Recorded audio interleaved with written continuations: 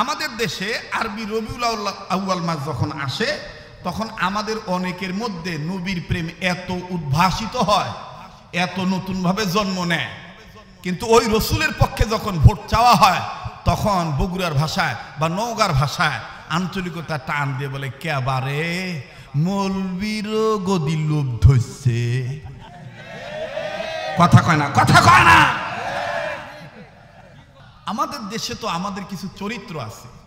যদি কেউ বলে ভাইয়া তোমার মার্কা কি, দেখবেন ডাঁটের ঠেলায় গর্ব করে বলে নৌকা। ভাই তোমার মার্কা কি, বলে ধানের শীষ। ভাই তোমার মার্কা, বলে লাঙ্গল। ভাই তোমার মার্কা, বলে জঙ্গল। তোমার মার্কা এটা, তোমার মার্কা এটা। আর আমরা কিছু হুজুর আছি, কিছু মুসলমান আছি এত ভীতু, আমাদেরকে জিজ্ঞাসা যদি করা হয় ভাই আপনার দল কি, তাহলে আমি ডাইন বাম তাকায় তাকি করে যদিও ইসলামী আন্দোলন করি কিন্তু ভয়ের ঠেলায় বলি ইসলামী আন্দোলন করি। কথা বলে না। যখন আল্লাহর ঘোষণা হবে, যখন আল্লাহর আইনের পক্ষে কথা হবে, শরীয়তের বিরুদ্ধে যারা কথা বলবে তাদের বিরুদ্ধে যখন কথা হবে, তখন আমার আওয়াজ কালামুল্লাহর আওয়াজের সাথে মিলিয়ে আল্লাহর আওয়াজের সাথে মিল করতে হবে। জেল হলে জেল হবে, জরিমানা হলে জরিমানা হবে, নির্যাতন হলে নির্যাতন হবে, কিন্তু আল্লাহর জমিনে আল্লাহর কথা, আল্লাহর দেখে কখনো মানুষের দাসত্ব আনুগত্য করব না। আল্লাহর আইন মানব, এটাই জোরে বলতে হবে। ওমরের জবানের সাথে তাল মিলিয়ে কথা বলেন, ঠিক কিনা? ডিস্টার্ব দিয়েন না। অনেকদিন পর আসছি, একটু মন খুলে কথা বলতে দেন নাকি কর। এরপরে দেখবেন আর এক গ্রুপ আছে কি কায়দা করে সুর দিয়ে কয় আমি কেমনে পাব নবীজি আপনাই, ওগো কামলি বহালা কেমনে পাব নবীজি আপনাই। আমি কেমনে পাব নবীজি আপনাই, ওগো কামলি বহালা কেমনে পাব নবীজি আপনাই।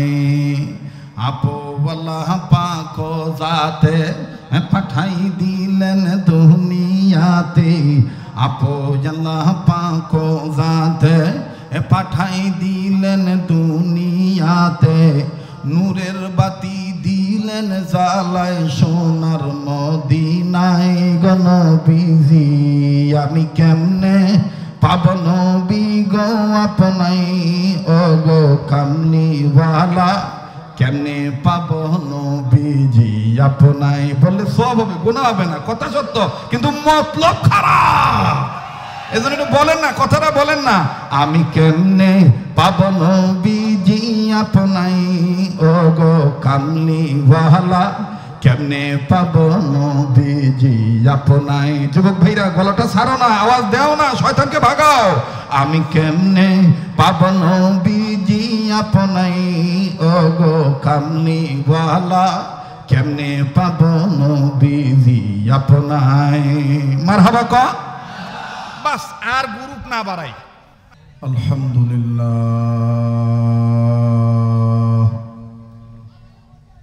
আলহামদুলিল্লাহি রাব্বিল আলামিন, ওয়াসসালাতু ওয়াসসালামু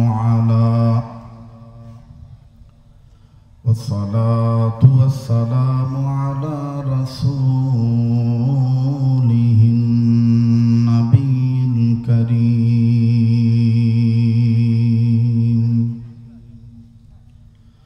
আম্মা বা'দ, ফাআউযু বিল্লাহি মিনাশ শাইতানির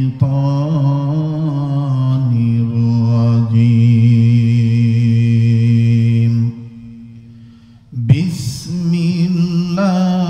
বিসমিল্লাহির রাহমানির রাহিম।